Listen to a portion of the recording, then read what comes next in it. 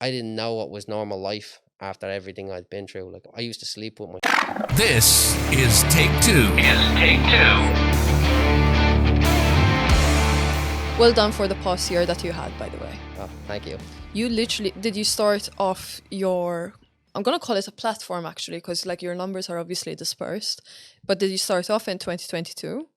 Yeah, like, well, I've been doing this for years. I used to always post random stuff about hip hop, like art, like photos, aesthetic stuff. But I kind of kept giving up every now and then. I was just like, don't want to do it now. But then I just went viral one day and was like, shit, there's an opportunity here. Okay, so were you just like mindlessly posting hip hop stuff? No, actually, I posted. I'm very passionate about everything I do. Yeah, that's one thing that I like about you, actually. Yeah. Thank you. So basically, I have this game called SSX Tricky. It's on the PlayStation 2. It's actually one of my favorite games. I'm literally, I'm so good at it. But what happened was, I just decided to post classic PlayStation 2 game on TikTok, and I literally made the TikTok account like 2 days before that, and I didn't think anything of it went away. Came back, seeing I had like 30,000 views. I was like, I thought it'd blown up. Yeah. I was like, oh my god, this is blown up. It got to like 300,000. What's the crack with these games though? Like, what do people see in game content? I never understood it. I would say like it's like a hobby. Like you get invested in it. It's like there's challenges and stuff, and maybe it's related to something you're already interested in. Like I was into like fighting games. I was into skateboarding games, and I was into like snowboarding. Like snowboarding seemed like the coolest shit in the world to me. Yeah. So I was just like, I just like kept playing it, and everyone knew how good I was at it. So like it just kept pushing me forward to keep playing it as a child. Yeah, but when it comes to the actual content and the editing and like uploading on YouTube, what is probably like the main intention behind these streamers, these creators going super viral on just Minecraft content? Is it just people watching for tips and tricks, or do people just enjoy watching other people play the game that they like? It really depends. Like some people are watching the reviews of games before they buy them. I see. Some people want it. There's in gaming culture, there's speed running, so you're trying to complete the game as quickly as possible. Yeah. Which is something I do now just to get through games. I just want to complete the game as quickly as possible. Some people are doing it. Some people are just like want to do the weirdest stuff in games that don't make no sense. Just like make up random challenges. Like in Skate, everyone knows there's so many Skate 3 challenges. Stuff like that. Crazy. Okay, so then you went viral and you're like, all right, I'm onto something. Yeah. Let's keep going. Yeah. And that's when you sort of decided to niche down in hip hop, right? I think it was always going to go back to hip hop because that's like something I'm passionate about, and I was passionate about it before then. And I know so much about hip hop. Like I grew up listening to 50 Cent. I grew up to listen to Eminem. I kind of went out of it and was listening to like stuff like metal and emo music and stuff like that as a teenager. But they ironically, they say that 2016, the XXXTentacion freshman cipher, they say that ruined hip hop because it was like the mumble rap era. But ironically, it was the thing that got me back into it. Okay. And then I started seeing these new kids, the underground SoundCloud rap, and was like, wow, they're doing something different there. They're doing something very special. And I just kept watching it, and then it got me back to watching Tupac and Biggie, and I got into like the history of hip hop. I was just fascinated, and then I was like, shit, I know so much about it. Why don't I just start showing? Hey, do you remember when Tupac said this, or do you know when 6ix9ine just said this funny thing? Do you kind of like feed off of nostalgia to a certain extent?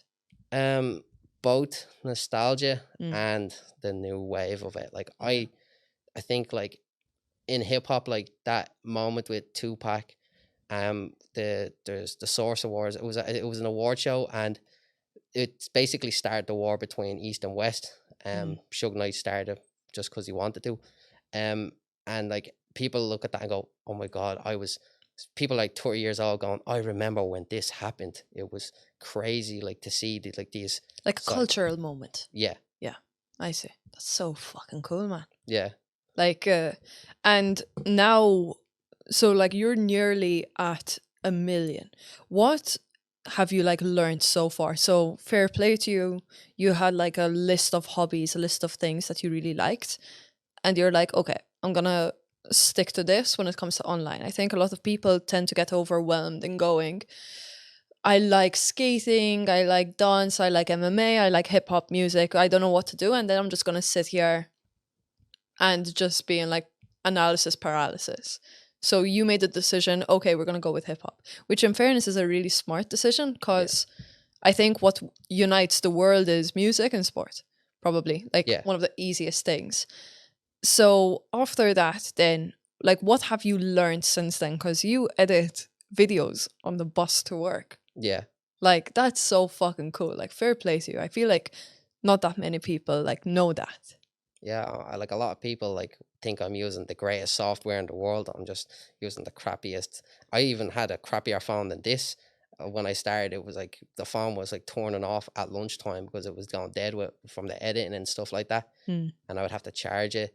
Like I was just like seeing these like apps and I was like, oh, I want to find out how they do that thing. And I would watch people and I would see like a new idea.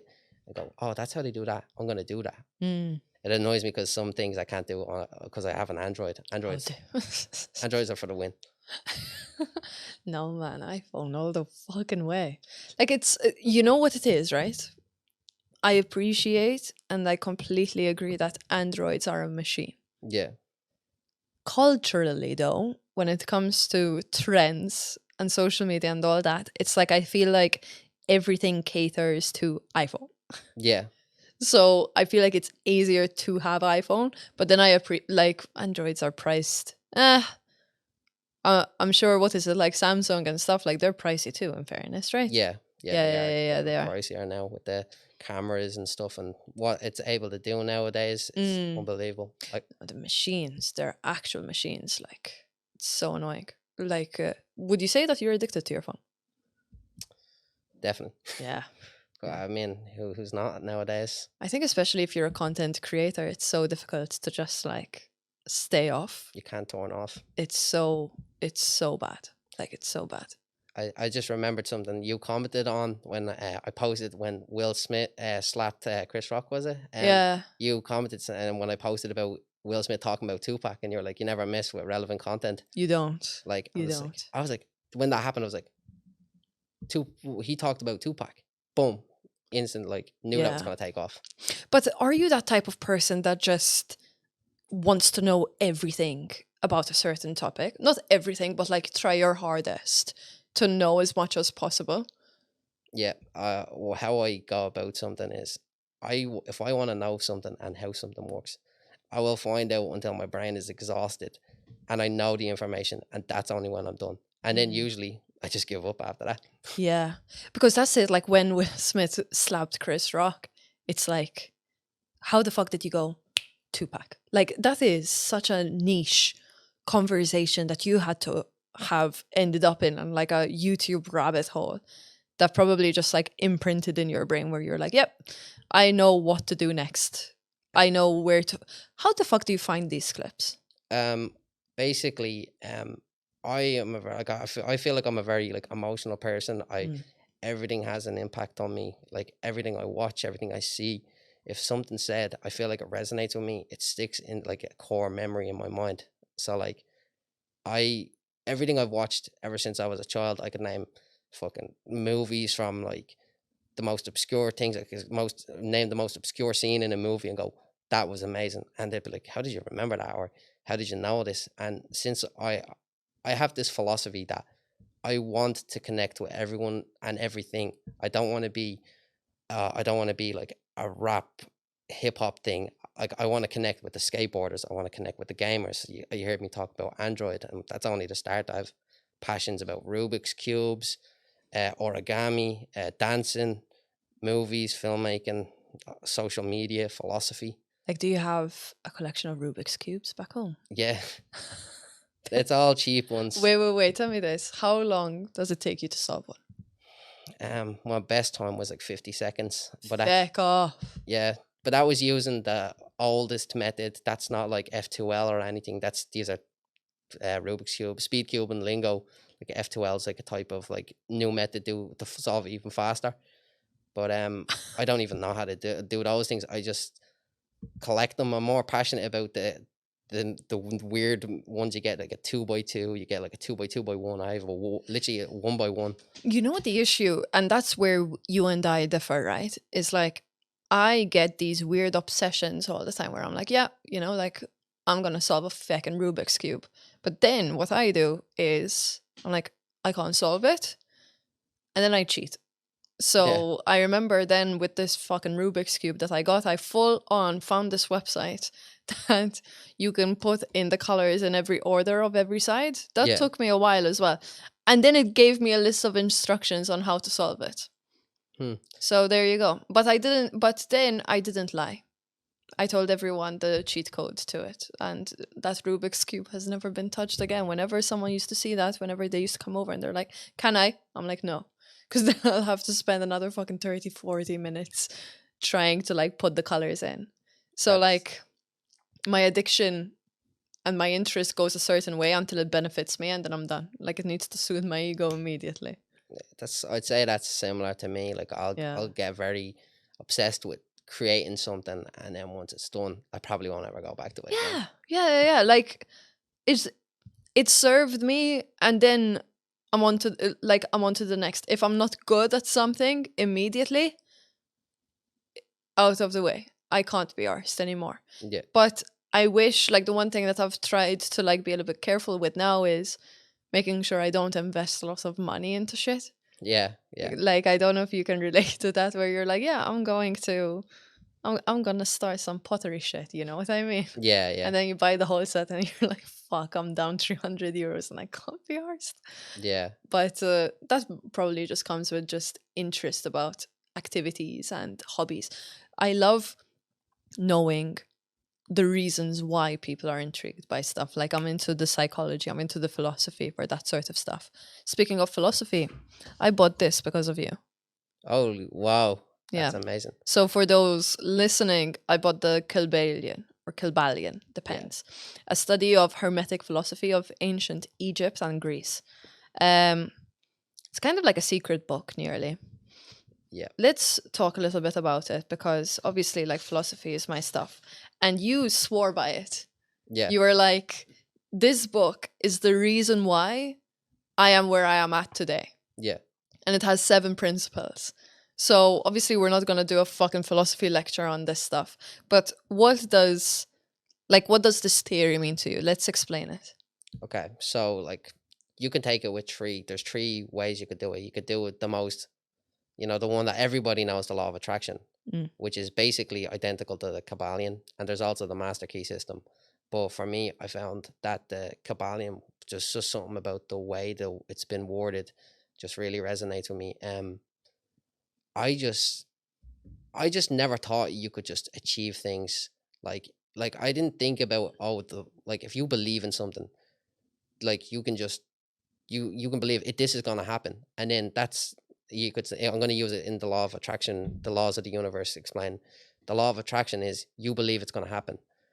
This is the one that no one ever talks about, the law of action. Action is actively going out and putting in the effort. So if you actively are going out there, you're doing a podcast right now. Like if you think you're going to do it, you're going to make this happen, you're going to talk to me. Yeah. Then you put the actions, the steps in, it's manifested. That's it. Like, and I said, I'm going to do this. I'm going to keep doing this. I'm going to make sure I can figure out how it works. And then it will be right there in my face. Yes. It's kind of like it's the act of showing up and committing to it. Yeah. And if we were to use like current, like trendy words, it's the overthinking and all that. The moment that you let go of that and start acting and showing up again and again, it's happening. You went from wanting to start a podcast to becoming a podcaster. Yeah. And it's like leaning into that identity. I think the older I get and the more I read, the more I'm starting to connect so many books and theories, right? Yeah. And you know how when it comes to religion, they always say, oh, the Bible, the Quran, and all these like ancient like religions are all referring to the same thing. Yeah.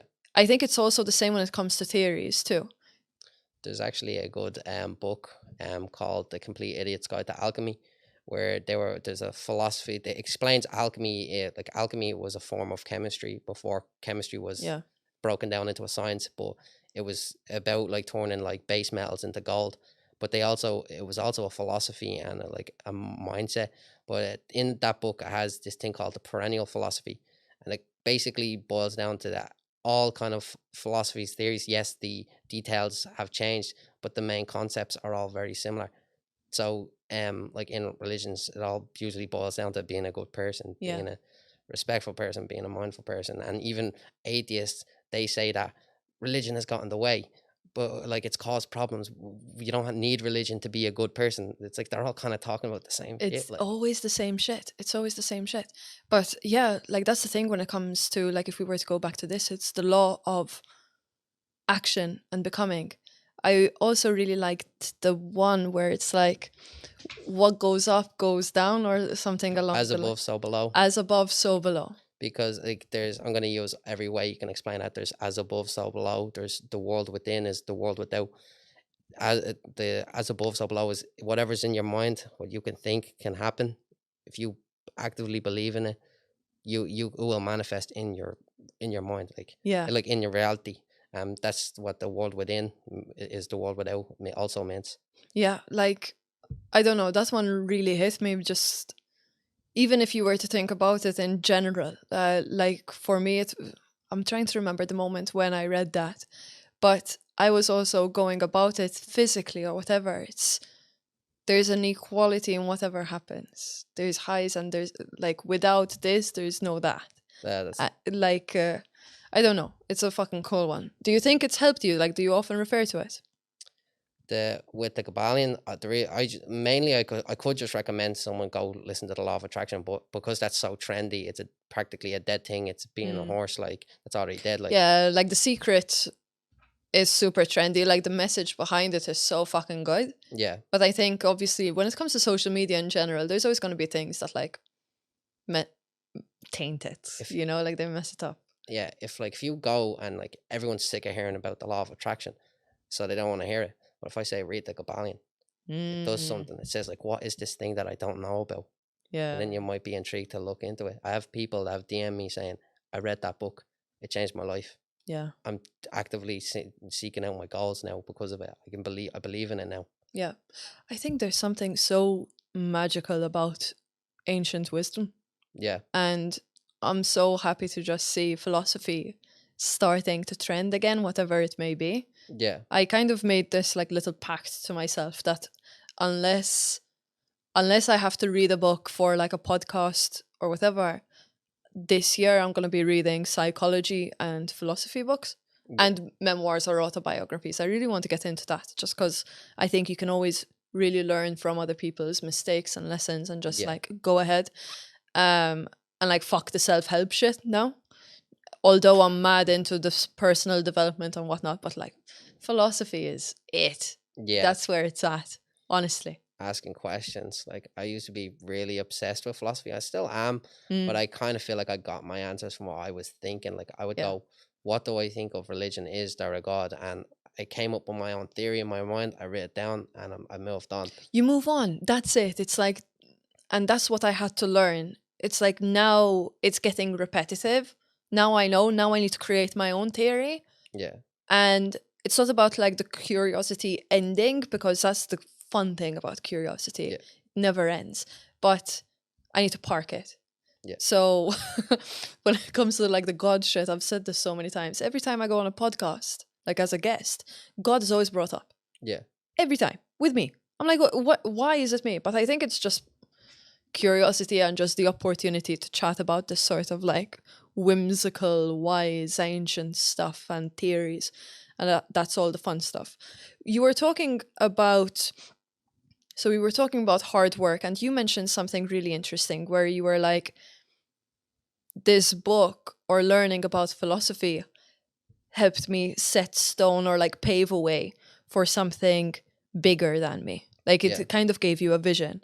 Let's talk a little bit about you and who you are. Obviously, it just You have water, but you have a balaclava on. Yeah. I didn't think about that. Sorry about that. I was thinking that before the interview started. I was like, I'm not going to be able to actually drink No, that. I don't know why the fuck you have water in front. Sorry. Wait, let me move that. You look so silly. Not with the bag. So anyone that's listening, he I has a think bag. maybe it looks good for the camera. That's all that matters. It's all for the cameras. It's all for the cameras, but people will talk about it. It's okay. I'll just drink if you ever need a water break, let me know. Yeah. Anyway, so you were talking about like vision and all that kind of stuff. So let's talk a little bit about you. Where did you start off from? And then we'll take it from there. So, I mean, I could take it from the very beginning. Like, Start from when I was a wee baby. like I would listen to like, I remember like the first time I was really getting into Eminem as a kid. Like everyone listened to Eminem in Ireland. Everyone listened to Eminem, 50 Cent, Tupac, and all. Like we did, and my mom would like play like Fleetwood Mac and stuff like that. And my dad was a metalhead, and like that, I didn't really get the metal thing yet, but eventually I would. But and I was obsessed with video games and anything that was interesting. I was always obsessed with Rubik's Cubes as a kid, skateboarding. I was just fascinated by anything I'd seen, and I got really invested in things. So like I would say that when you're young as a child or a young teenager, you don't really know what you like yet. You don't know who you are. You don't know what you're doing. I was like, I knew I listened to like a little bit of Eminem, Tupac, but I didn't have a real diverse music taste or a diverse personality or even into fashion or anything. So what happened was like, I'd say in my teenage years, I found like through my friends, like, and like, I found like Skrillex and dubstep. And I was like, oh, that's really weird. This is really strange music. And then I like met up with the like metalheads and the emos. And I listened to like the heavy metal. Like, whoa, when I heard the screaming and like death metal, I was like, this is unbelievable. And then I turned into an emo, I did, and I had the long hair, thinking I was like the coolest. I did not look like an emo. I looked like a Beatles character. That's what. How long was your hair? It was like trying to grow the fringe out. But it's ironic, just as I was about to get to that point, and like with listening to emo, dressing all black and all that stuff, I was listening to a bit of Eminem, but mainly the metal stuff. I was like, one day this girl in my class who was like, on the different end of what I was doing. I was with the kind of weird kids. I was a weirdo in school, but she sent me some like house music. She told me to download some house music for her and Bluetooth it to her. And I was like, okay. And then I was like, I thought it was going to be shy. And then I was like, oh, why is this on music? And then anyways, and I played it. It was like, I was like, wow, that's hard. It is. That's cool. And then one day I was like, the like main hub in Dublin is like on the central bank, like with all the emos back in the day. And like when I went there, I just realized that the thing that I thought was making me so unique, this like metal stuff, there's hundreds of them doing it. So then I actually ended up cutting my hair back to short. I just listened to whatever I wanted. I listened to the metal stuff. I listened to the house music. I listened to very little rap, just a little bit. But I was agreeing, this would have been like 2015, 2016. I was being one of the rap snobs. Like we said earlier, I thought like, oh yeah, all this mumble rap is shit, like, and like all them things, like, and one, like as I was saying, it got me back into hip hop. Like when I heard like Hobson dissing Tyler the Creator, I thought like, oh yeah, he's so right in being whack and he's not cool. Then I actually listened to like Tyler the Creator, I listened to Yonkers and thought, whoa, he's controversial, he's being like offensive, he's being funny, He's such a good character, isn't he? Yeah, he's really so cool. good. He's so creative, and he's kind of like entrepreneurial icon minded too. Yeah, with his like clothing and whatnot. Anyways, carry on. I'm enjoying listening. So like I started like listening to that, and initially I thought I was going to dislike it. I was like, actually no, I actually kind of like this. I like Tyler. I like that song She Iffy. I was like, wow. And then it was the same when, if we're in hip hop, like the big moment for hip hop where there was a cultural shift was when it went from lyrical to this like trap and mumble rap thing. Everyone was hating on Lil. What's mumble rap? Oh, you don't know about mumble rap? No. Let me pull up Spotify. Tell me. So like mumble rap would be like Future, Migos, Lil Uzi. That's what they called the mumble rap, right? And they were like, oh, then like what these kids did back in then, they were just like prioritizing a vibe of the song, they'd be like, oh, yeah, they don't care about what they're saying. They just Future Migos. Yeah, and Young Thug and all. And Young Thug. Give me a song of Young Thug. That's put on play Check. Check is unbelievable. Check, like I'm writing a check. Yeah. Okay. You know, I have no idea what he's saying in that song, but I've been listening to it for years. I have no clue. Young Thug. Okay, carry on talking. But I was like, I thought I was gonna agree with all these like lyrical rappers like Eminem and Joyner Lucas. I thought, oh yeah, I'm gonna hate this too.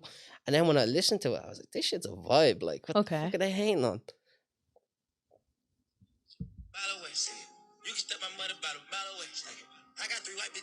So this is mumble rap. Yeah. Eventually, you'll hear how you can't articulate what he's saying at all. Okay. It's not discernible at all.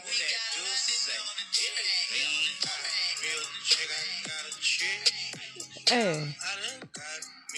When it gets into the first verse, you can hear it makes no sense what he's saying. Okay. I look cool with this, don't I? It's actually wavy, it is. Yeah, there you go.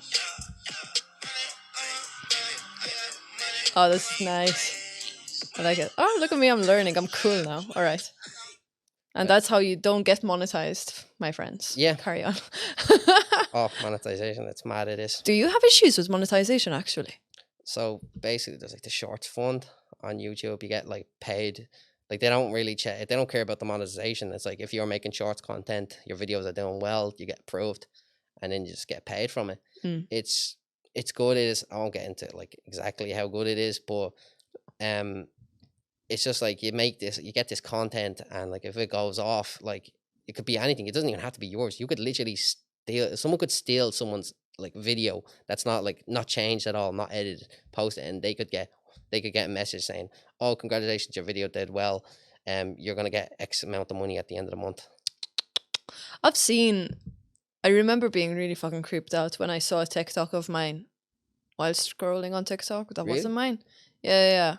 And it's interesting as well because they would have left a hate comment. Wow. Like the audacity. But in terms of yours, though, you're probably functioning highly under copyright. What would it be? Like free use, right? Because you're kind of alternating. Because obviously the videos wouldn't have been recorded by you. So but you're creating a new narrative, a new story, sort of. Kind of like how I would go about, obviously, if I just uploaded exactly the clip. Exactly. But the lyric, putting the subtitles and the lyrics on it is just kind of to make it a little different. Yeah. Like make it a little new. But like it's more, I feel like, you know, in an art gallery, the art gallery itself isn't owned. It isn't the art. It's not, and you don't say, oh, they are the art. It's like they just curate the art. They gather the art and they go, oh, look at this. This is what we have here and there. Sorry, I probably put my hand in front of the camera. No, the camera's on you right now. You're good. But I was gonna say, like, they like bring all the art together and go, look at this amazing piece by Da Vinci. Look at this one by Van Gogh. It's like I feel like I bring every element of hip hop all together and go, look at everything that's happening right now in hip hop. I see. So you're kind of like zooming out. If we were to look at your social media strategy, you're sort of zooming out and looking at that as a feed, right? Yeah. With like different clips and all that. To experience the whole world of hip hop in a way. Interesting. Now, obviously, you have a certain mission in mind when it comes to pushing Irish hip hop. But if someone were to look at your feed right now, it would obviously be quite American based. And I know that you're slowly... Like, I can see where you're going, but there's a plan. Yeah. And you brought eyes from American hip-hop, I'm assuming, with the intention of these eyes will then be able to see Irish hip-hop in the future, yeah? Yeah.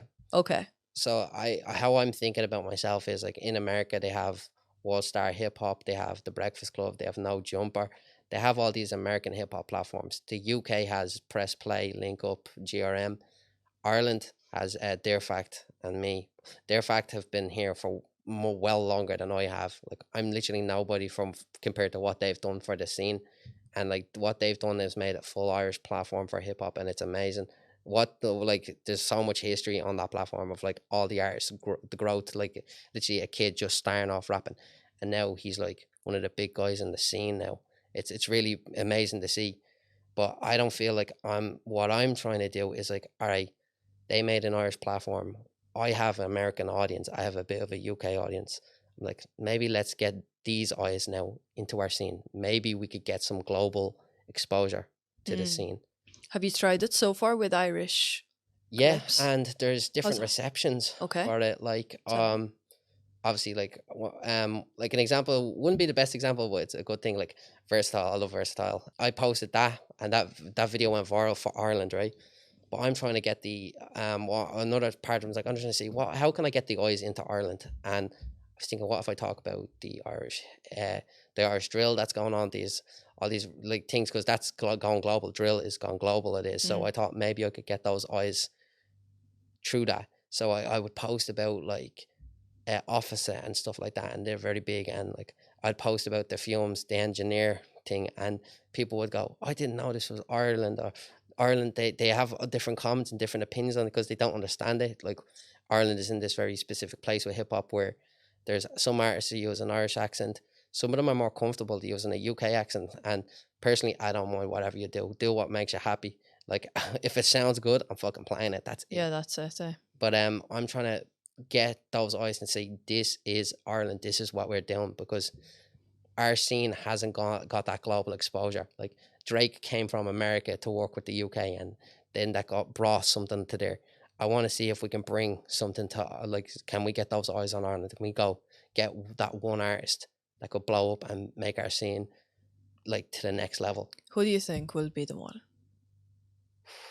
I'll be honest. I'd say it's definitely going to be drill. It could be one of the guys that's already established. But it could be someone new. It could be. You never know with TikTok, like especially with what happened to Central C. Yeah. For instance, like I wouldn't. This is coming then from a general population perspective. It's like he just came out of nowhere. Yeah. Globally, with just one really good TikTok sound, and then fucking smashed it out of the park, and has been smashing it ever since, in fairness. Yeah. So like, of course there is a lot of space for someone new to just come around, kill it, and then make sure that they keep fucking working and hustling and like doing it right. Exactly. Like, and that's the thing with the Irish scene. I feel like the Irish scene doesn't, like the general population of Ireland doesn't know about the Irish scene of hip hop, and they don't know what's the reason for that. It's still new. Like, okay, it's still like not new to the people who are involved. They've been in here, they've been putting in the work, but nobody has gone. Like in America, you go the West Coast. I say the West Coast, people instantly go Snoop Dogg, Ice Cube, Dr. Dre, N.W.A. They can name 100 people off the bat. I say name Ireland. They might be able to bring up Versatile. They might bring up Officer and his crew, but they wouldn't be able to like name the whole bunch of lads that have been putting in that amazing work. And it's not them. I think we're just still, the people are still only getting to find out about our scene. Like, yeah, I think it's also just the investment, like the monetary investment in things, the resources too. And I think it's also like when it comes to European stuff, a lot of people tend to have one person, you know, and like you're ride or die for this one person, and like you're not searching for a new voice. Yeah. Until it's properly shoved in your face that you can't refuse it, and then you decide, okay, I'm going to listen to it because I had no choice.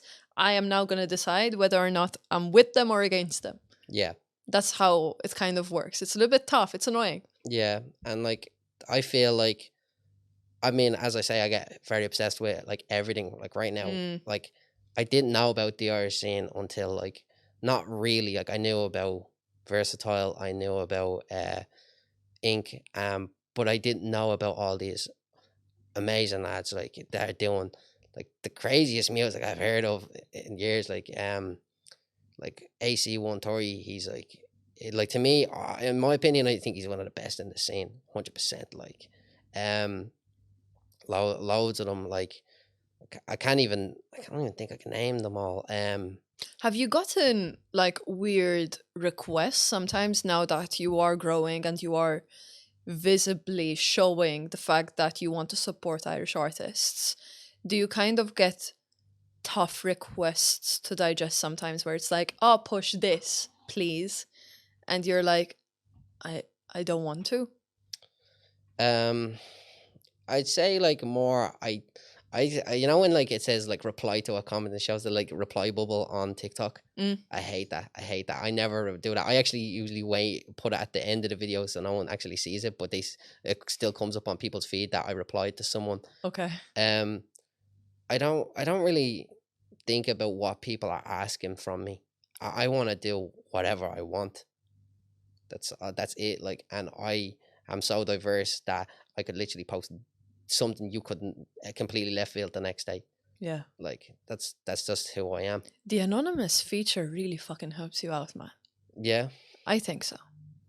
Because I feel like you're personal without being personal. Does that make sense? Yeah. Because like you're very clearly like, I am a human, you know, like I'm not ESPN, I'm not a team of people. You're showing that. But you're also like, I don't owe you shit. I don't even owe you my face, man. I don't owe you a smile. That's so cool. Like, I don't know. I don't really, like, for me, like, I don't think it matters what I look like. Yeah. Like, yeah, like, this is great. I look cool right now. Yeah. But, okay. but I don't really think, I feel like my strongest strength is how I connect with people's emotions. Yeah. And I go, I'm really passionate about this. Yeah. And then someone goes, me too. Like, I posted like this artist name, like just random underground American hip hop artist name, Aaron May, and then just took off randomly on TikTok, and everyone was like, "Oh, finally someone said how good this guy is." And I was like, "I know." Yeah. So like, I feel like my emotions, how passionate I am about what I post, and that I connect with things, it really shows to people. Yeah, because you've gone past the physical. Yeah, you've gone past it. Like you chose to skip that, so now you're just like, I have no choice. And if this is going to work, I have to literally hit them where it feels like home.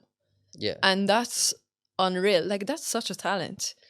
See, that's like, in a way, this might pop into philosophy now by saying this, but one of my goals with things is I want to show people they're not different from each other. Yeah, you might have your clique, you might have your like, I listen to emo music, or you're pop, you're into fashion. I'm showing people how we all connect with each other, right? That's what my goal is. Like, example is, you get a group of people say, I'm into hip hop, and these guys go, I'm into skateboarding, and I'm like, all right, let me show you how to connect with each other. Then I post Tyler the Creator skateboarding, Little Sky skateboarding. I show all these rappers that skateboard. These two groups now see a reason to fuck with each other. I find every link to everything. It's like, you could go, oh, I listen to metal, I listen to rap, listen to Ghostman, then listen to Scarlord. So like, I want everyone to see that there's a way to connect with everyone. Like, you could go, I'm into Rubik's Cubes, I'm into hip hop. You know, Logic, he just solves Rubik's Cubes, he does. Juice WRLD, Ski Mask, Lil Yachty, they all love video games. They talk about how to play GTA San Andreas. I'm like, they're gaming community, hip hop community, bang together. Like rock, metal, whatever. Like, I love to find those links and find a way to not. Everyone wants to be so divisive. Everyone wants to be so different. Everyone wants to be like, we're different from them. I love to show how everyone's connected. And I think it also comes back with identifying people's passions, that it's like Joe Rogan. Joe Rogan did it so well. He got the MMA crowd, and then he just got the podcast crowd. Granted, he's been doing it for a long ass time. Yeah. But it's like, when two worlds unite, this magic happens. Yeah. Which is so bloody cool. From what I've seen anyways, the content has improved significantly as well. Like, you can see, and that's something that I want to touch on, you can see that these people have crews around them. They've got videographers with them, directors. They're reaching out and networking. And I think that's the key thing that probably works really well in America, where people comfortably reach out to one another and start helping each other out, versus this again is my perspective in Europe, and also I've seen it get better since moving to Ireland.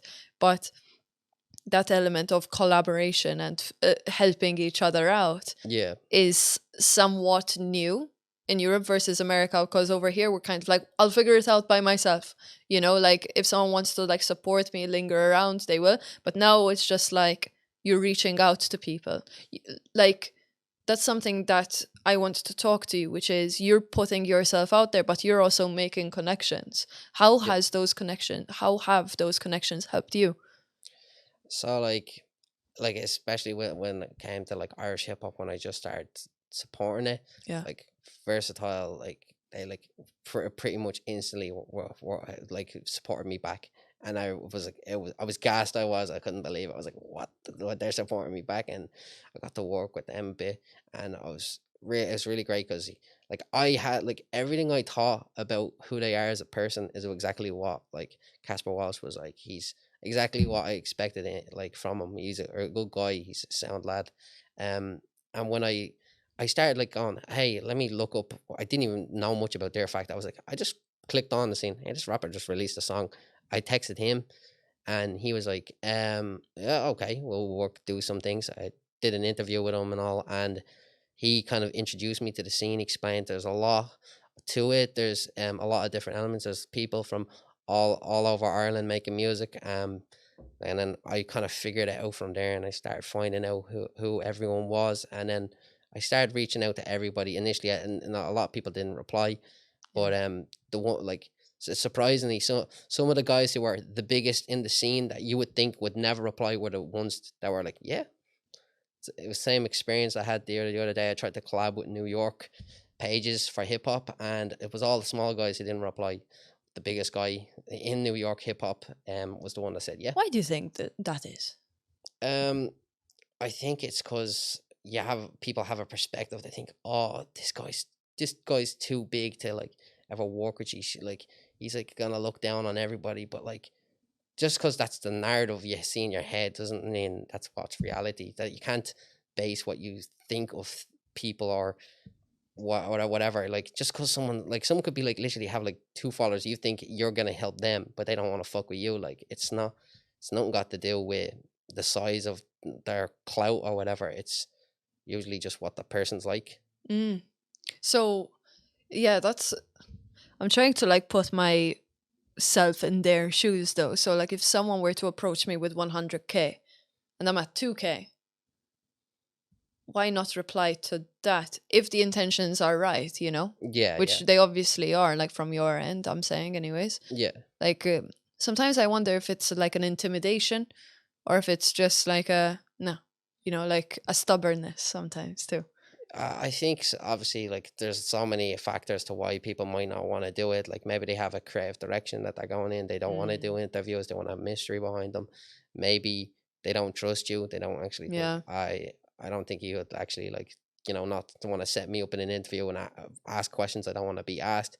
Maybe they now there's like there was someone I've been texting for a while trying to get an interview sorted with, but I actually genuinely think he's just forgets to reply to me, and I was just like, it's fine. I don't think it's a negative thing. He only followed me back the other day, so I just think he's just busy doing his own thing. Yeah, exactly. What's the plan with interviews? Are you gonna get going with what you were doing before? Yeah, when I get my phone, a second phone back to do the interviews to read the questions off. Dude, you need a piece of paper. I'm not good with the paper. What do you mean you're not good with the paper? Look, you just get that. I went like writing. I want to write super clean and super smooth, so I'd write for hours, and I'm like I wouldn't be able to invest that time. But I'd rather just write the message. Like. This is my super clean stuff. I fucking write like a doctor. I just scribble. No. Now let's get going. I feel like we barely touched on you and the action and where you're going. So I feel like we shouldn't even discuss end goals because I don't really believe them. Yeah. But do you want it to be a media company? Do you want to have controls helping you out? What's the plan here? I'm like in my head, like my mind just goes no, like because no one has the creative direction in my head that ever. Even if someone could be like identical to me and have the same vision as me, I would still feel like, no, if they're doing something different, it's like, no, I can't do it. Would you not want like a 20 or 19-year-old version of yourself to help you out? I always say that. I'm so egotistical. I have to have full creative control over everything I do. I need to do it like my way. Like, it's just because like I know what the vision I set, and I don't care. I don't even care if you could do exactly what I wanted. If I didn't put my hands on it, then it's not me. Not me. It's not me. Do you want to carry on with the interviews? What's his name? The Nodwar. Yeah, like there's lots of interview styles. Nadwar obviously takes the piss. The rappers. He's so good though. He's amazing. He is, but like I feel like that when it comes to it, like I want to interview people, like, because I'm just genuinely interested in what they're doing with their music and where the music comes from, why they're doing what they're doing. That's like how I think about it. Like, so like I usually, anyone I've ever reached out to an interview with, it's because I actually like respect what they're doing. I'm interested in what they're doing. That's really it. Do you think interviews help people grow or help people out? Like, what's your take on interviews? I'll say like you could say like this specific situation for me is not like interviews based. It was like a live stream or something like that. Yeah. The rapper X like there's so like I really want to get into that, why like he's so important to me. But he said like on a live, someone asked him what's the tattoo under his eye say. It says numb, and he says it was gone because there was a time in his life where he couldn't feel shit. And I resonate with that because I was really feeling the same way, and I was like, I didn't think anyone understood what I was feeling. And then he has alone tattooed on his forehead, and I was like, because he says that he always feels alone no matter who he's around, and I was like, that's me. That's what I'm going through right now. So I felt that stuff, when you say something that connects with someone's heart, it really affects people, and it can cause you know, people to have a real deep connection with you. That's what I feel like with me and my mind, and what I'm trying to do. I'm so passionate about everything. I want to connect with everyone. That's what I'm trying to do. But yeah, you know, it's crazy because the X is why I read the Kylbalion. Fuck off. Because Really? there's a whole secret stuff going on with like him and his history. This is XXXTentacion, right? Yeah. Okay. He passed away, was it 2018, June 18th, 2018. Yeah. Yeah, it was so bad for Was me. it an overdose? No, he got shot.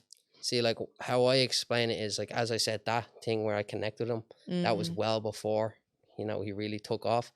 And I saw everything. He is, I don't give a shit what anyone says to me. He is a greatest rapper of all time. He is the greatest, one of the greatest artists of all time, 100%. Why? He did mixed so many different genres of music. He mixed everything together. Like, he was able to do like screaming, metal rap. He was able to do soft, emotional music, and it was all about bringing out people's energies. If you want to, you know, go fucking crazy at a show, be going mad, like jumping up and down, he could bring that out in you with his intensity. He kind of instilled that in my mind. I want to have that energy. I want to have that intensity with people. I want to be able to bring them up 100%. Like, also, I get everyone's energy real strong. What I find so interesting is that you're not the rapper, though. And that's what I find so admirable about you. Because what you're doing is going, X did this for me. I want someone else to feel that. Yeah. If you're someone else, here you go, listen to this guy. Yeah. You are the middle ground, nearly. You're the middleman. Like, you're making that connection, which is so fucking cool. Yeah. See, because like, as I said, I listened to everything. I can see how I actually made this challenge with myself. If someone's into something I don't know about, I want to know why they like it. Why are they interested in it? What is it? Like, if someone says, I like golf, I'm going to bring up this one thing I thought was really interesting about golf, and they're going to, brings the energy up in their body. Yeah. Like, you like, is it safe to assume that you are the person, like, you want to make people feel better? You want to make people feel less alone? I want people, like, when obviously I'll find a way to bring everyone together.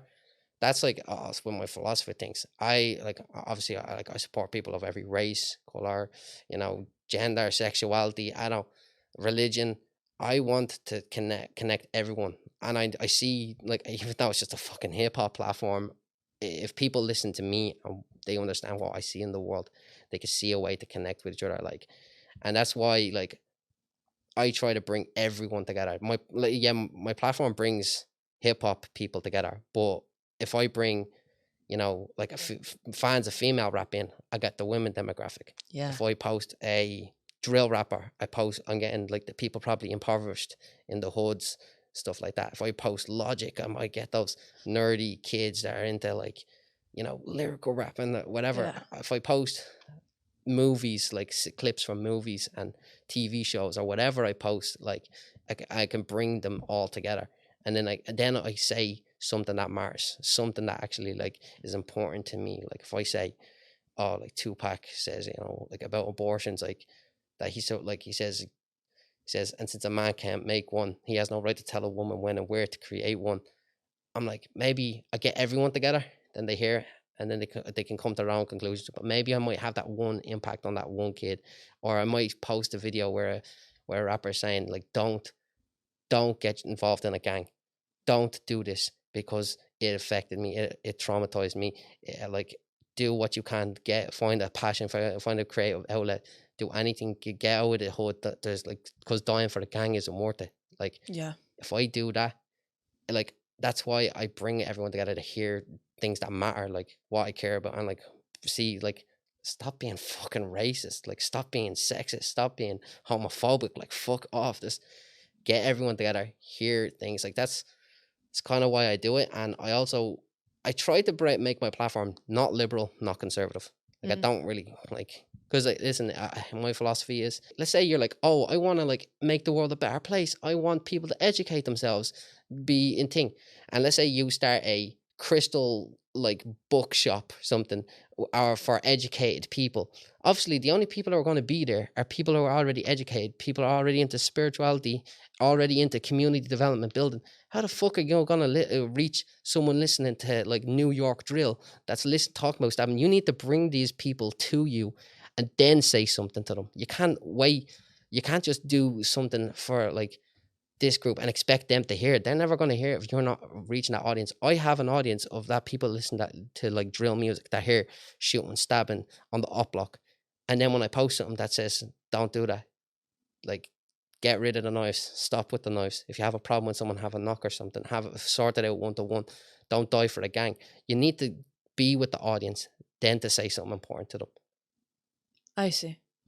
And where does it go from there, though? They'll come to their own conclusions. I know that I can't change everyone's mind. I'm not expecting it to. You're hoping that it helps that one person. That one person that like might go, shit, I was about to go smoke weed and drink and spin the block, but it's like, no, I'm only gonna hurt them all. Because a lot of people also look up to, that's the one thing that I find really interesting, that I don't know if I could relate to it or not, but I've never been one to wholeheartedly admire someone or look up to someone. I've never said, oh, this person did this or said this, therefore I will not do that for them. I've never had a connection with a celebrity like that. Does that make sense? Yeah. But a lot of people have. Yeah.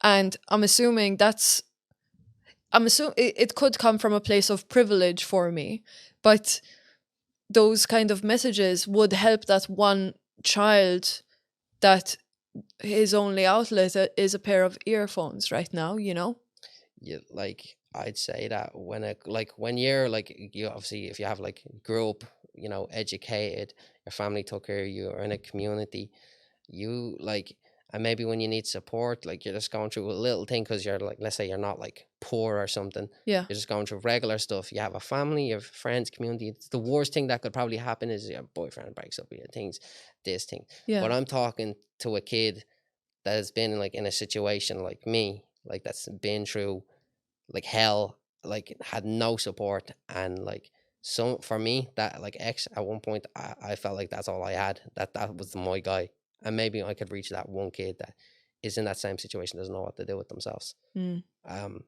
Again, it's just a hip-hop platform, but I'm trying to do it too at the same time. Yeah. And again, like I keep saying this, but like I find it really admirable that you're taking your ego out of it, because it's you, but it's not you. You know what I mean? Yeah, But like I know that you're being patient and you're putting your head down and working, because eventually it will be you. You know, yeah, that's where the interviews come in. That's where you putting yourself in front of the camera and your words, yeah, and that's where it will start like resonating with people and all that kind of stuff. yeah, So interesting. Like, unfortunately, I really don't have like much when it comes to like Irish hip hop. Like, I wish I could like tune into what you're talking about, but I'm not cool like that. Unfortunately, I'm one of those people that I music scare music really helps me out with my mood, but I don't listen to it every day, or else I get zero shit done. yeah. Nothing, nothing. I can't. It's I don't know like what it is about like I have a lot of different passions, but for like music, I just like see it as a way to store up any energy I want, and like I don't know what it is like about it, but happens to like I'll listen to someone might be has energy. Like it doesn't matter if it's negative. They like might be talking about shooting this thing. Like I'm literally like, yeah, I'll get this job done. I'm gonna get like pick up all the shit I need to do. I'll get going. Like or listen, like I'm like, all right, I'm in my mood today. I'm thinking about shit that happened in my past, like things. I'm like, or I'm thinking about this. Like an example is like I always get very like upset when I think about X, or when I think like see him, and I get very things, and like it always affects me because when he dies, he said in his song, I've been feeling pain, I've been feeling pain to hold on, and I feel like that if I was to ever stop listening to him, stop thinking about him, I would let go of him, and I that's why I let myself get emotional when I hear his music, because I'm like I'm just holding on to him in that way, you know. Mm. When he died, what was your day like? Like, what happened? Shit. So I was with my girlfriend. Um, I was basically what happened was I was watching Boys in the Hood. Friend texted me and he used to take the piss out of X all the time because he didn't get it at the Okay. time. But he says to me, bro, X got shot. Didn't believe him because literally the day before that, X was like kind of like in this situation where he was gonna be going to prison, but he wasn't sure what was gonna happen with him. I was literally praying for him that night. I was like the night before. I was like, oh my god, I hope he's gonna be okay and shit like that. And then what happened was, I was watching Boys in the Hood. He told me. I was like, I thought he was taking the piss, seeing it all over the internet. I was like, no, this can't be fucking happening. Then I was like, I literally was so panicked. I was like searching up fucking, is there like where he was from? I knew exactly where he was from. I was like, maybe there's an ambulance, maybe there's a fucking hospital near him. And then when he died, like it was just before the scene in Boys in the Hood when I was watching it where he gets shot in that movie. That's when I found he died, and I was like, oh my god, this It's fucking. fucking weird, man. It was like, me and my girlfriend were in bits. Like I was Your like, girlfriend too? yeah, she like loved X. Like we also connected on that. But Okay. she's yeah, I was like, oh, it was so cool when she said to me like, oh, you like X, like me too. He's like underground because he was initially underground at that time, and that's how we connected. Like she's a really smart. She's probably smarter, like 100 million times more smarter than me. She can do everything that I can't do, and that's why we work together. Yeah. You've So been together for a long time and stuff? yeah, like 5 years. Like Crazy, crazy. Good support system though, eh? yeah, Like, it's so good when something like that happens, when like you feel like you found the one that is gonna support you through all your like bullshit endeavors and whatever sticks, and like is your number one fan no matter what, eh? yeah. And all that kind of stuff. It's fucking unreal. You don't want to trade it for nothing. When he died, Mm. I knew he was special. I knew X was one of the greatest artists of all time. Everything he did, I screenshot. I screenshot every single thing he did. Anytime he posted, I watched. I analyzed every single fucking thing he did, even the Okay. most stupid bullshit things that didn't matter. I was like, I want to know. And then when he died, it's basically there's obviously conspiracy theories. I Yeah, don't yeah, fuck with conspiracy theories. I think it's all that shit. It's all bullshit. But there was one that kind of sparked my interest. I was like, this guy's saying that X was on some really secretive shit, and then I started like googling it, and then what happened was I found out this thing about the X one time in a SoundCloud thing said, "Oh, study the Golden Beetle." I was like, "What the fuck is the Golden Beetle?" I was like, "What is that?" And then I still to this day do not know what it is. I do not know what it is, but I looked into it, and then I found like esoteric information, old Egyptian knowledge, alchemy, and I was like, what is all this stuff? And then I dug in deeper, and then I saw like in the background of one of his vlogs there was a stack of books. I was like, I want to know what X was reading, what information was he holding, because this person was claiming that X was on some really stuff that could change the world. And I was like, what the fuck is it? So I like looked at those books. I saw one book was orange, and there was like this like kind of like weird circle on it. I was like, all right, search up spiritual books with the orange filter and just keep scrolling until I find it. And then I found that was the book, The Complete Idiot's Guide to Alchemy. And then I was like, what is that? And then I found I found this other clip where he was like, read the Master Key. The Master Key is exactly identical to thing. I couldn't really get that, but then I read the Kylbalion, and then I seen with the perennial philosophy and everything he was saying in that book, I was like, that's the connection with these two. And then I realized this was what X was talking about. If I put my mind to things, I can fucking do it. Like if I will. And then I did it. And I was like, this is what X was talking about. So there's so much more. And he said himself that I can't say too much, because listen, I had to find out through a book that was on a shelf. He could never say this personally, because he said, if I say this shit, I could get killed. If I say things too deeply, I will die. And this guy that, like, it was so weird because this guy posted this, right? And this was what blew my mind. This guy seemed to know about all of this stuff that I found out. Like, listen, in the X community, people do not know about, like, did not know about any of this stuff. We figured it out together. Like, a lot of us were all trying to figure out what the fuck was going on with X. And then we all found that out. And then I went back to that screenshot and I was like, why is this fella saying X will die if he says this? And how did he know all of this before we figured out? We had to I stayed up nights till I was mentally exhausted to find out this shit. And then when I did, I was like, how did he already know? How did he didn't say the exact words, but the words connected the same way as what I read from those books. And ever since then, I've been able to achieve everything that I wanted. And But why the statement he will die? Because he was trying to connect people, that he had the same mission I do. I don't mean to say like I'm doing everything that he did, but but in a way I do everything to like maintain X's legacy. I do, because that shit. Like, I knew he was special. I knew I connected with him. I know it sounds stupid because he's the celebrity, and I never met him in real life, but I knew what he was saying was important, and I looked into everything and I found everything. And ever since then, I've been able to achieve everything I wanted. I've been able to connect with everyone and find connections with everybody.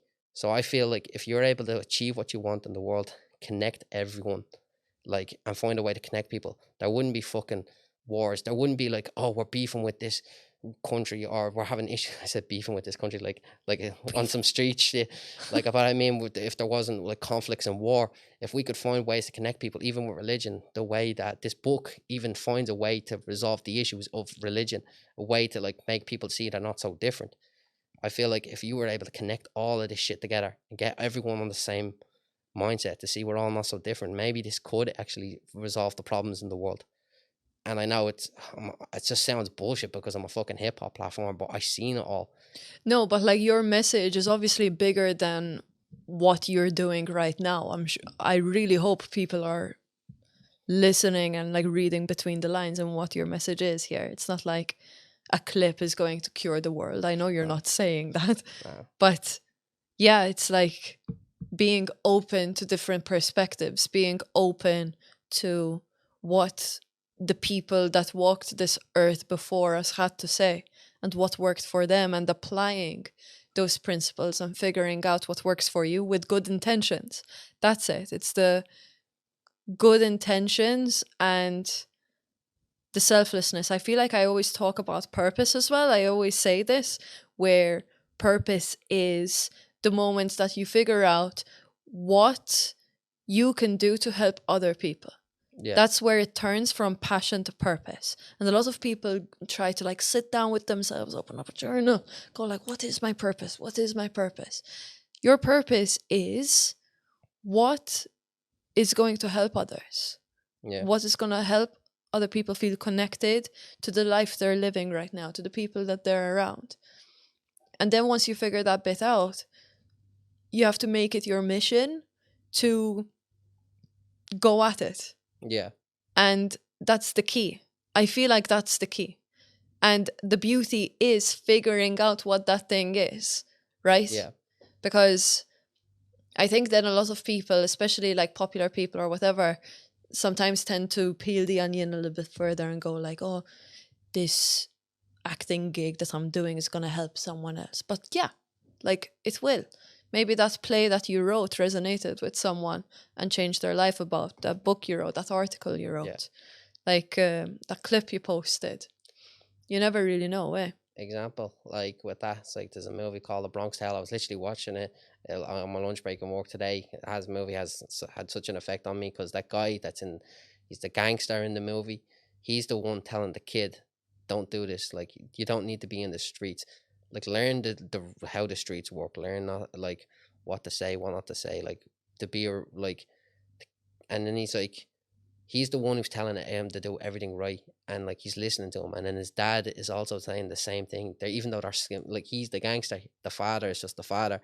They're both telling him the same things, and he's putting the connections together in his mind. And that movie had such an effect on me. I was like you never know, like that could be the reason why someone decides not to be going out and fucking starting wars with people, like fighting with people. They go, this energy will come back, like this negative, the karma, like in a way, like that will come back to you, and like it affects your mind. Like most people want to be a good person. They want to be like I would rather bring people together and not find a way to divide each other. Yeah. Like I feel like I find ways to connect people in different ways, and I feel like anyone can resonate with anything. Yeah, for sure. In saying that though, because we kind of touched on it, and I feel like I'd like to be transparent on that, with the social media space, we were kind of connecting over the fact that growth right now means unfortunately, like polarizing people to create comments and engagement and going further. Yeah. What do you think is the problem? Not even the problem, but like, what do you think the solution is there?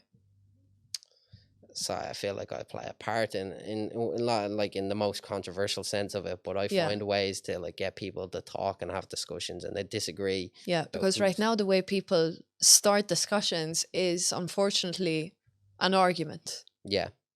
And like I remember, like, it's like you find someone that disagrees on something, but like I find I have a very good way of like telling someone, hey, look, I know you have good points.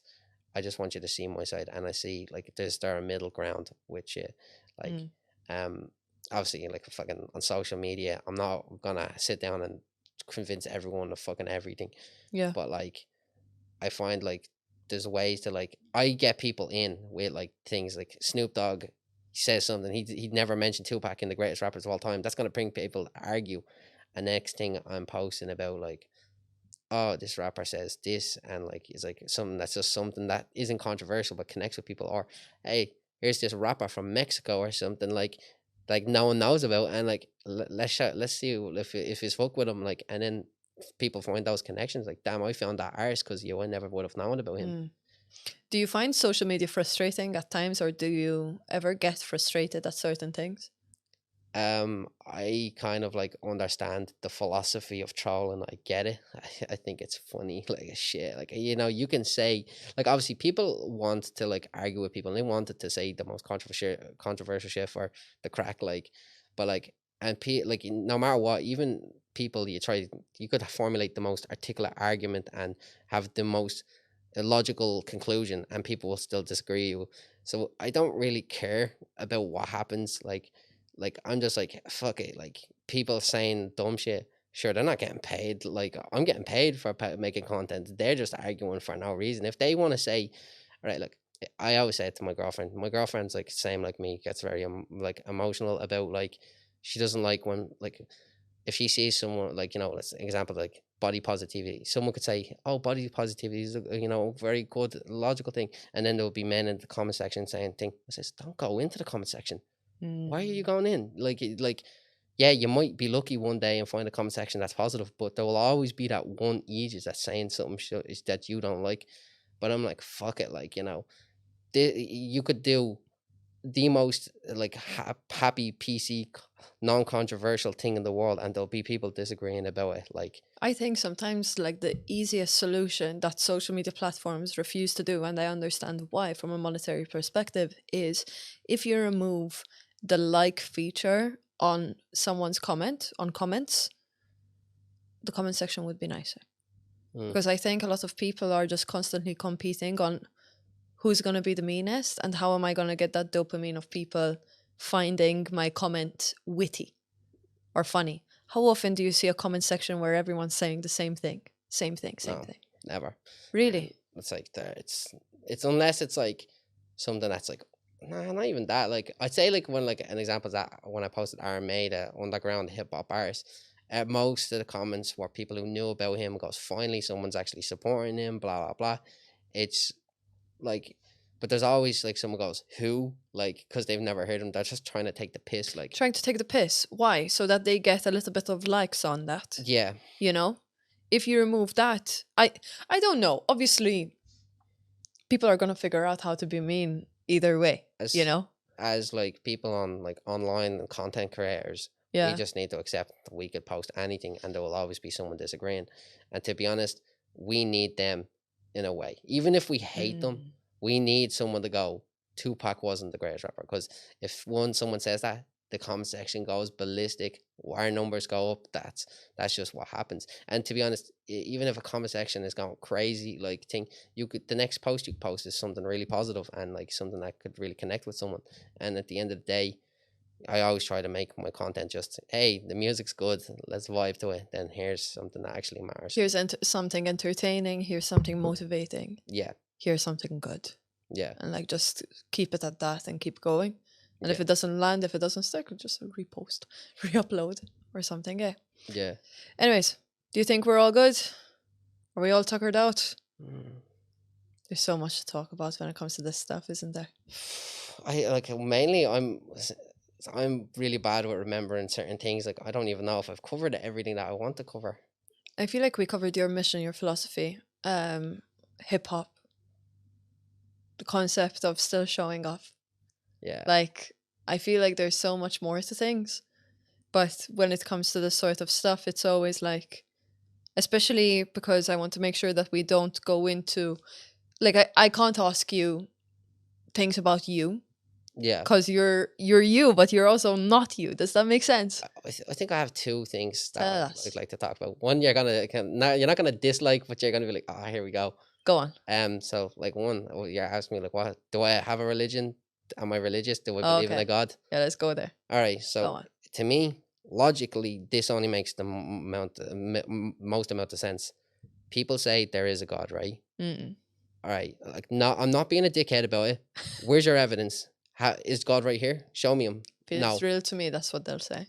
It's real to you, but like, yeah, that's what they say. No, I'm playing devil's advocate. I like this. Let's go. But like, then if someone says no, there's no God, he has never existed. Show me that he hasn't existed. Neither religious people or atheist people, everyone of all religions, of all atheists, neither of them have been able to prove there is or isn't a God.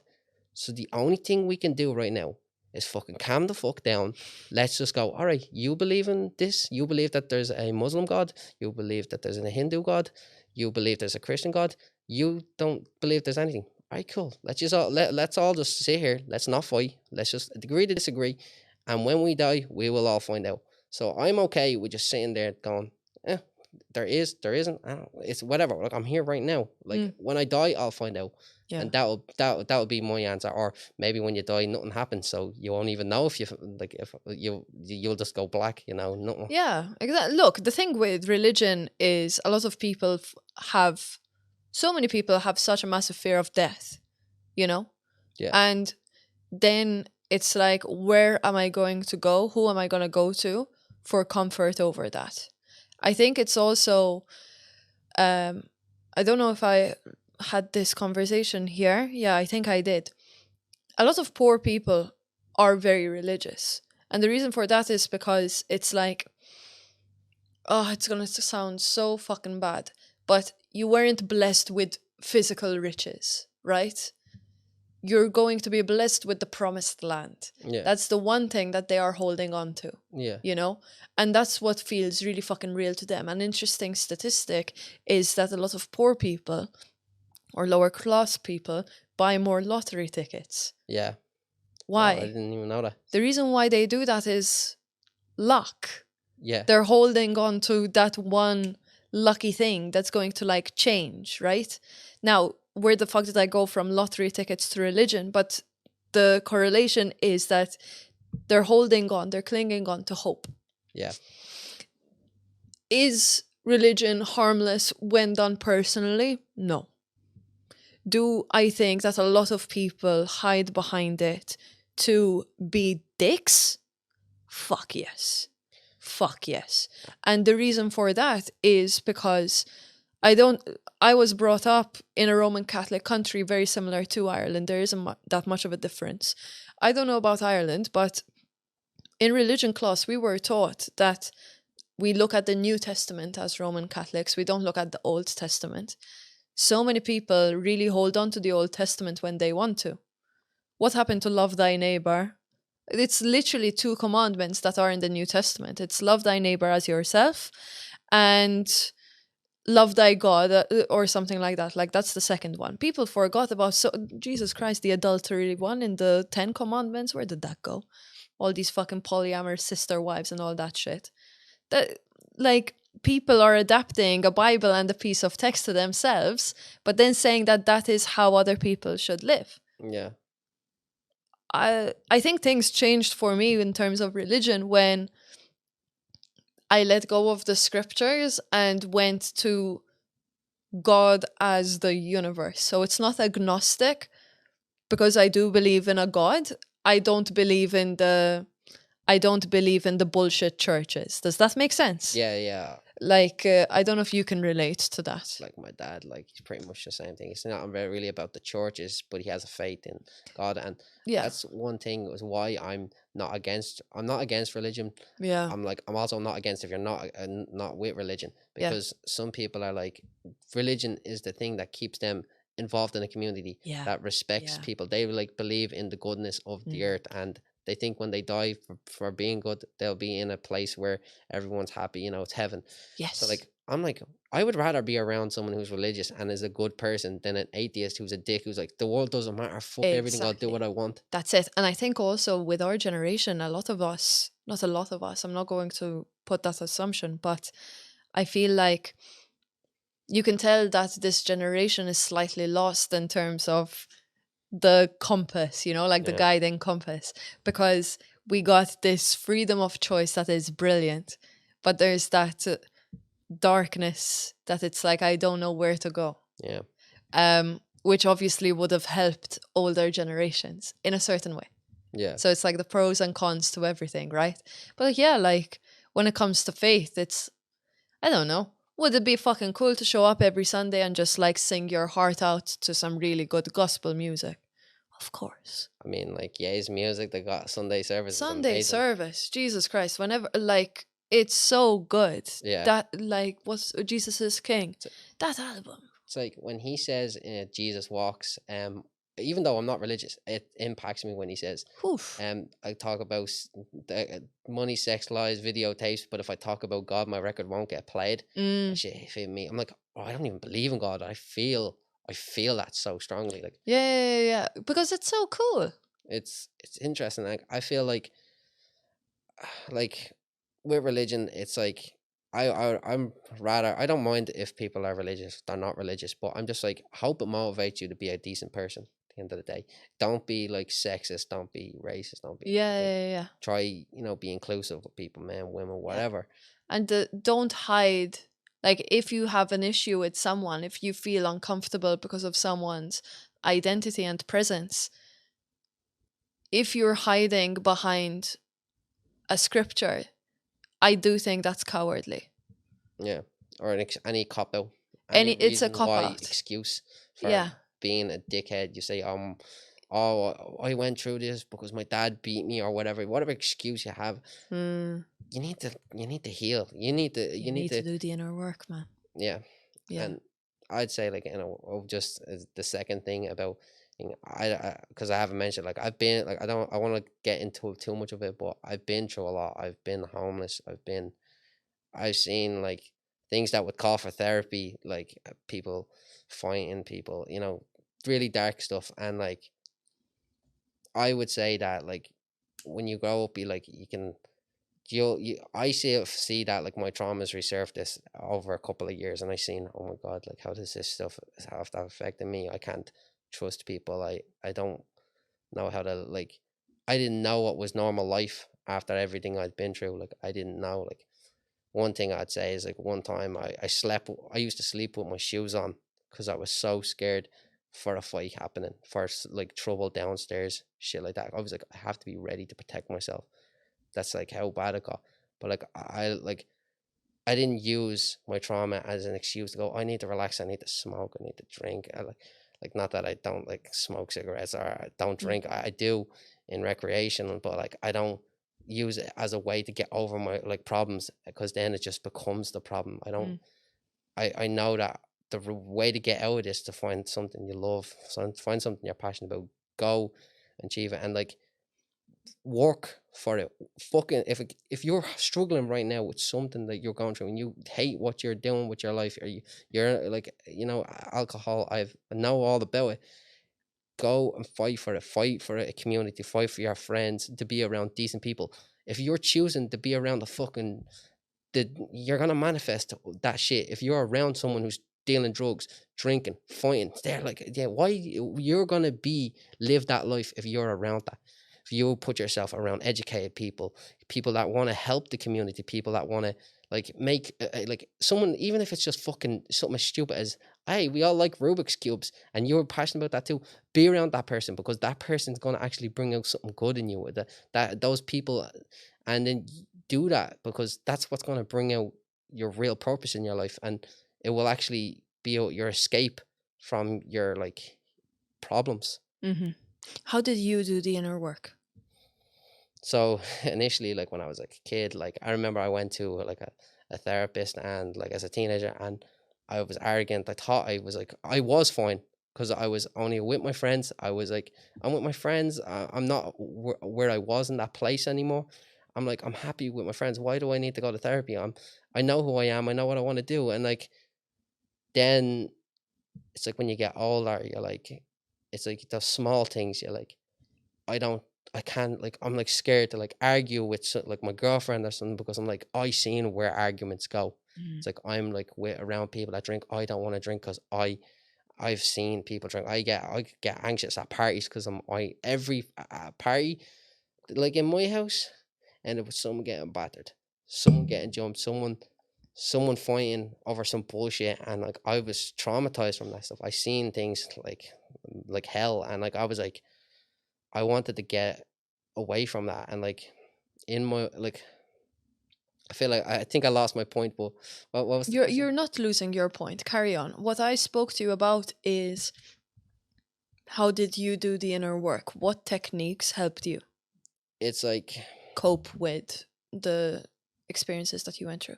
you can't just live every day, like, expecting something to change if you're doing the same thing. If you're still drinking, if you're still doing drugs, if you're still, even if it's not your fault, if you're with someone that's abusive, that's hitting you, it's not going to change if you're still there in that same place, around those same people, in that same mentality. If you want a better thing, you have to say, I want to change.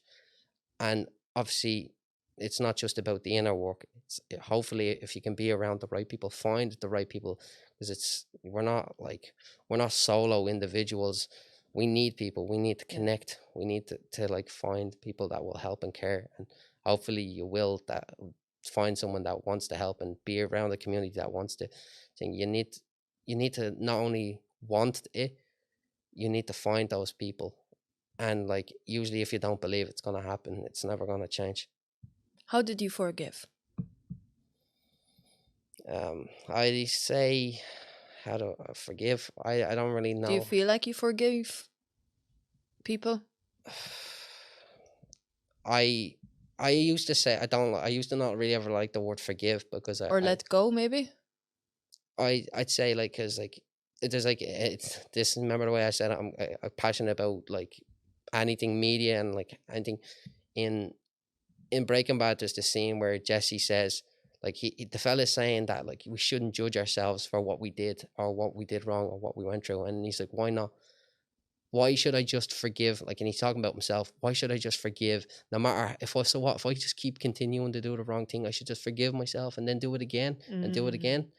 Like, I can't forgive because those people, in those situations, they knew what was wrong and they knew what was wrong from right, and they chose to do the wrong things. It's like, I'm like, in one way, I can't forgive them, but like, I feel like I'm just like, if they get to a place where they're able to forgive themselves and see what they've inflicted on people and they make the change, that's when you can't just, like, if someone's like, oh, I'm sorry I beat the shit out of you, but I'm still drunk and I would probably do it again, you can't forgive that person. No. Forgiveness is got to do with you acknowledging you can go, right, you're in that place mentally, but I can never be around you. And that's what I did. I was like, I cannot be around that. I'm like, but if you get to that place, then you can be with me and I'll forgive you. But it's that boundary. Like, you created that boundary. Yeah, exactly. Yeah, and you hold people at an arm's length. So would you say that, I don't know, because I didn't go through something as traumatic as that, but you know how a lot of people say that you need to let go in order to grow? Now, I'm not talking about forgiveness. I'm talking about just like, you need to let go of that bitterness and that anger towards them. Does that make sense? It would be nice to, like, if you could ever heal so good that you could, if you could ever get so healed that you could forget about what you've been through, that would be great. But we're not. I have an eidetic memory for everything, like music, hip hop thing. You have anger towards it though? Yeah, I'm like, I should never have been in that place. I should have never seen what I seen. And I'm like, I'm aware of it, and I know that I'm not in that place now, and I'm like, right, that was wrong. It was wrong. They're not healed, or if they are, maybe I can forgive them. But now, I'm aware of it. I can kind of, like, I can just get through it. How are you not an angry person?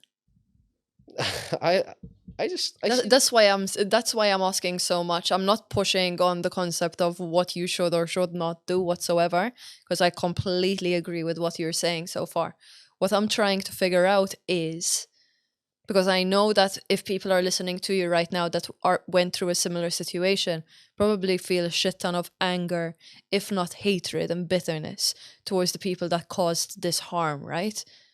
Yet you are sitting in front of me talking about all the fucking good shit.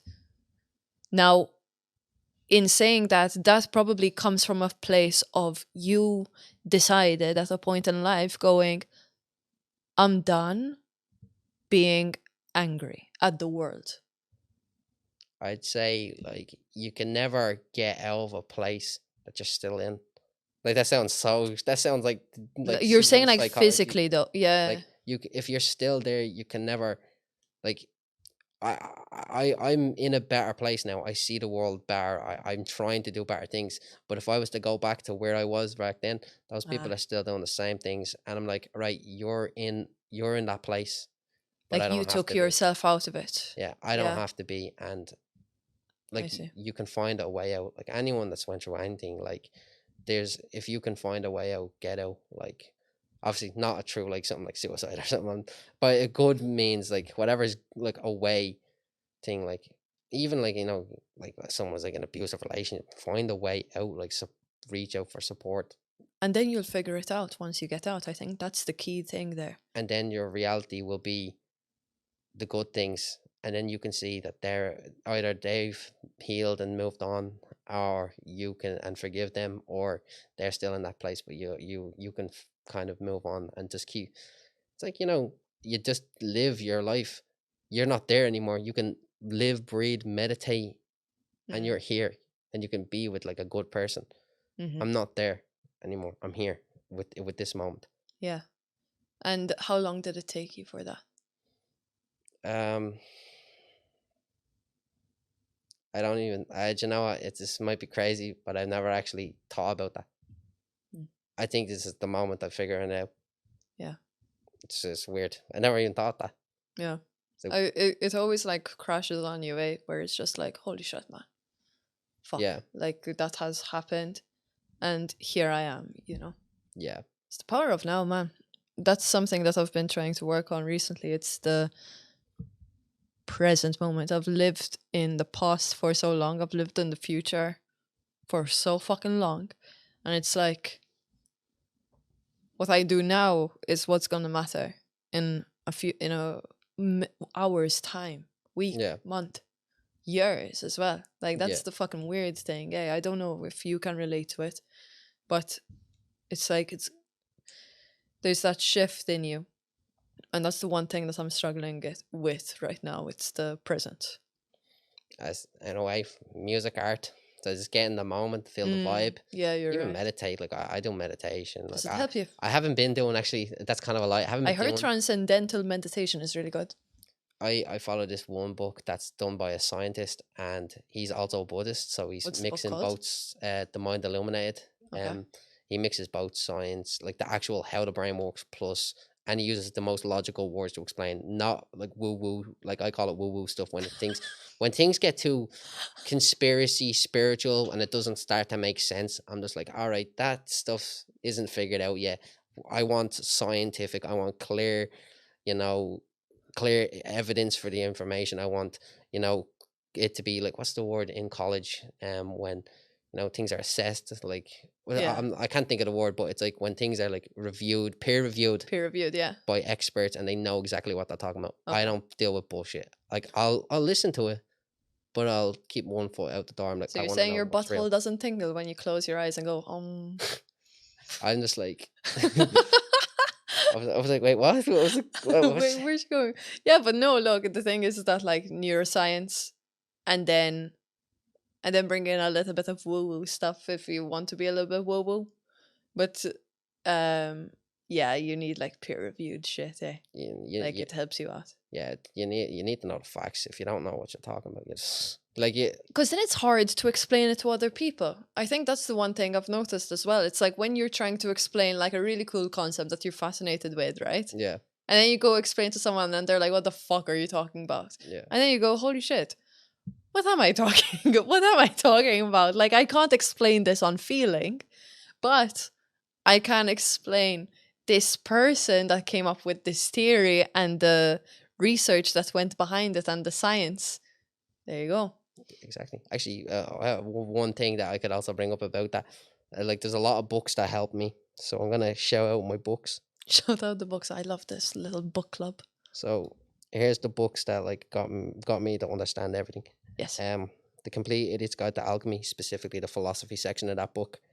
The Power of Habit. Let me see this one. Ego is the Enemy. Load more. Ryan Holiday, good one. Rich Dad, Poor Dad. That's a topic we never even talked about. That's investing. Is that good? Oh, it's amazing. Oh, it like if you take someone from like an impoverished area, and like the rich people already know this. They know about growing assets. It's as simple as assets put more money in your pocket. Liabilities take money out of your pocket. If you have more assets, you have more money coming in than you're ever spending. You're gonna have more wealth. That's why the rich have so many assets. That's why they have crypto, stocks, businesses, parking lots, rent, like things. I explained it in like 1 second, but that's the concept of the book. There's a lot more concepts in the books, but that's the boiled down thing. Okay. How to find out anything from extreme Google searches to scoring government documents. That's how I was able to find out everything I know. Yeah. That book's a beast. Like that's how I was even able to see like, oh, like this thing. I'm like, oh, that book is orange. Right now I know Google search has a filter on it to filter books by color. Spirituality books, you find specific words, connect it. I knew he was into spiritual, found that book.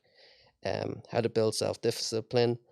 Why we sleep. Oh, sorry, I think I clicked into the wrong thing. Oh no, I think I lost it. Oh, actually, I got it. Sorry, just 1 second. Why the gloves? All right. So, here's just 2 more books. Better Handwriting for Adults. And I'm not buying that. How to Win Friends and Influence People. I heard that's a really good one too. I know it's might be clear enough. Maybe you could tell what race I am. Yeah. Kinda, but again, like on the internet. I don't want people to go, oh, he's white, he's white, or he's this or that. Like if everyone comes to me, and they come to me because of the thing they searched. They searched metal rap, then they found me. They search trap rap, they found me. They searched up Tupac. I don't want anyone to feel a reason to be like, oh, like I'm not like a male trying to target male demographics. No, I'm trying to target male, female. If you're gay, I'll post a gay rapper. I'll post a rapper saying gay, anything that's gay. Like if Lil Nas X posts out a fire song, that's a gay demographic coming to me. That's whoever. Like I'm bringing everybody to me, but I don't want any reason to have a divide with me. Like I don't want to make it about gender. Even like there's a girl named Young M.A. I thought she was Young Ma. Yeah, I actually, maybe I'm saying it wrong. Maybe Young M.A. or Young Ma. But how many rumors go around that she's pregnant every fucking every fucking 6 months? It's probably just a meme, but all the time. She has this line in a song where she goes about like, because she dresses like a tomboy or something. She goes, and I posted this because I was hoping, praying to God, let me reach that female audience that isn't sure of their identity. They feel uncomfortable. They want to dress like that, but they can't. And then I'm like, look at this girl. She's proud. She says, I had to cry. I had to hurt. I was at my worst.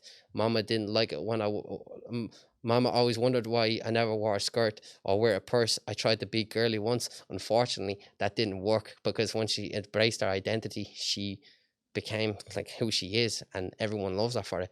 And that's why I try to find all these things to connect people. I don't want everyone, religious people, not religious, whatever. I'm being like what I think I've already said, but I'm finding ways to bring everyone together. You are. Also, your brain is a fucking lyric, like you're an encyclopedia. Yeah. Like not yeah, like not to sound creepy, but touch wood, but when you die, I hope that they scan your brain or something.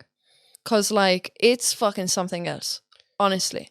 I'm like, I think that like the only way I could ever achieve that is if I got enough clout for people to think I will pay money to give you enough clout just so that I can see a fucking scan of your brain. Honestly, if I'm ever rich, please know that I am calling you so that we do a video together of us scanning your brain. Like we're gonna like send you for no, but like you're so fucking smart. You're so smart.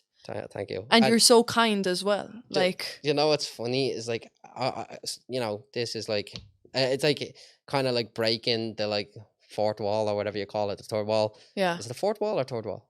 I don't fucking know. You're the smart one. Anyways, to explain, like, it's like you come in with like into interviews with like everyone has like, oh, I want to like have this aesthetic. I want to like say this and that.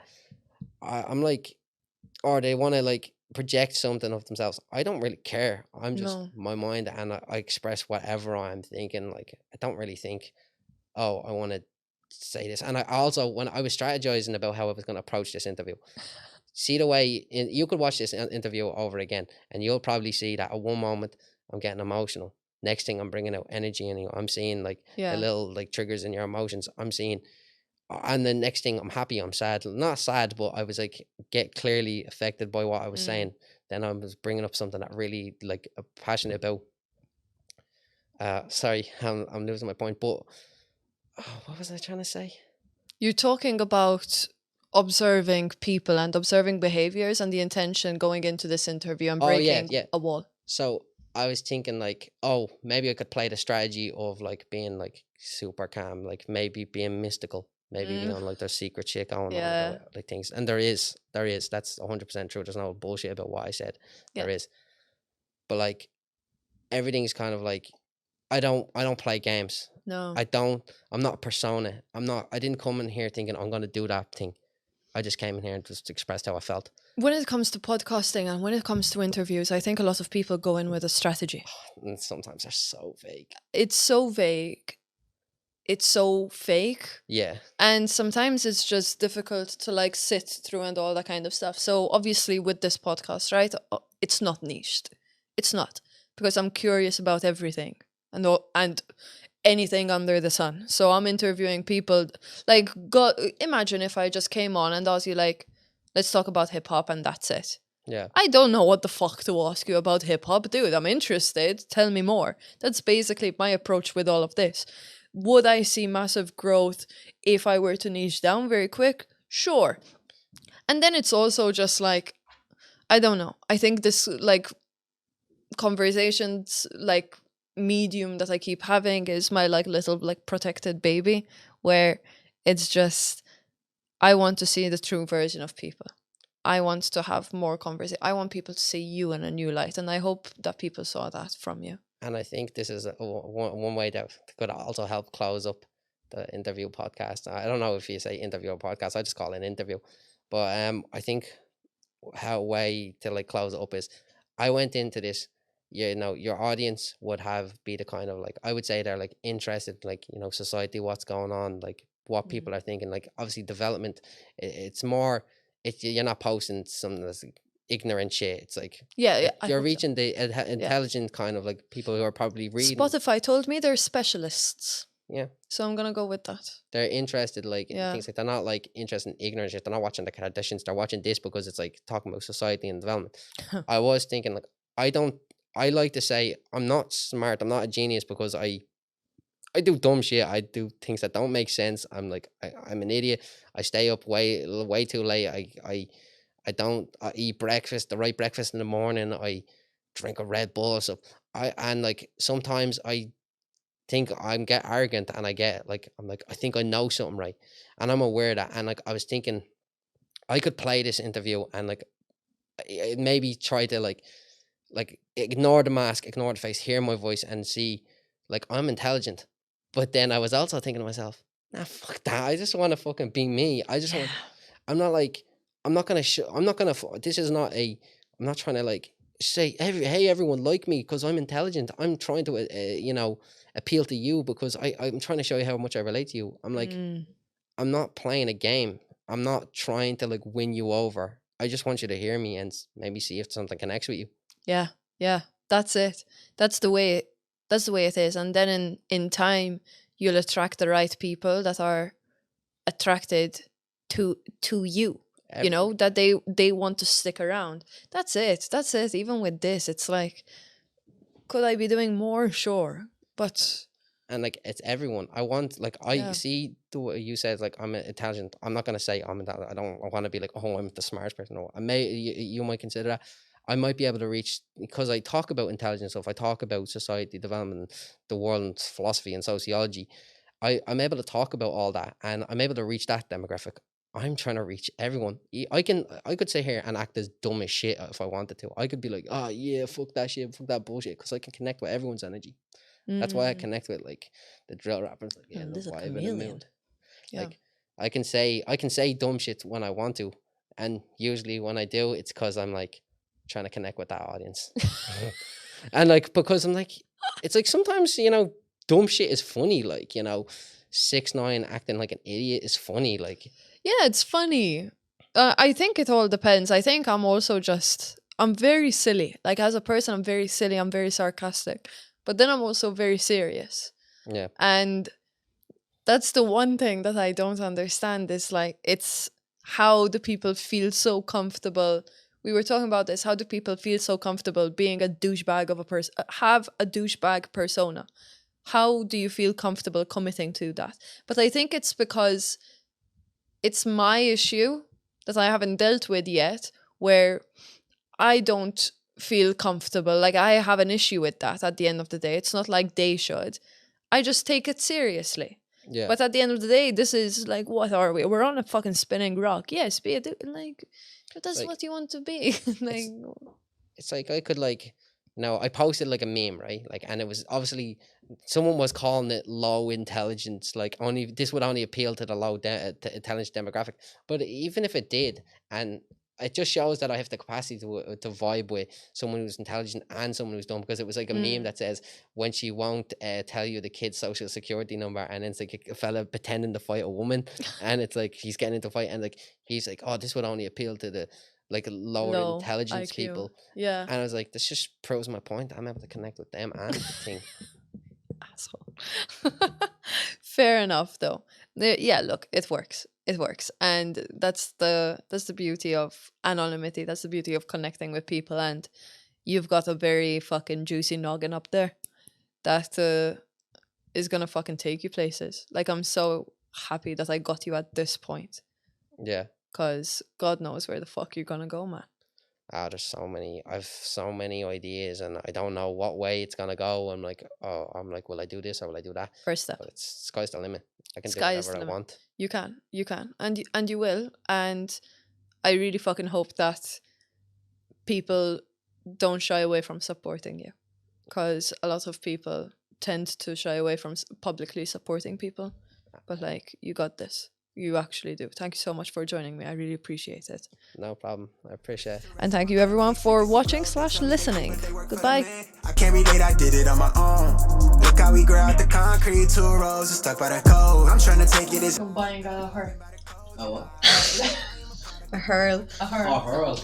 Just I was walk down the road with Just because like it's casual here. Like you're basically walking with a casual weapon, no? Like Yeah. You wanted one for nighttime walking, I right? wanted one for nighttime walking because I thought that people would think it would be cool.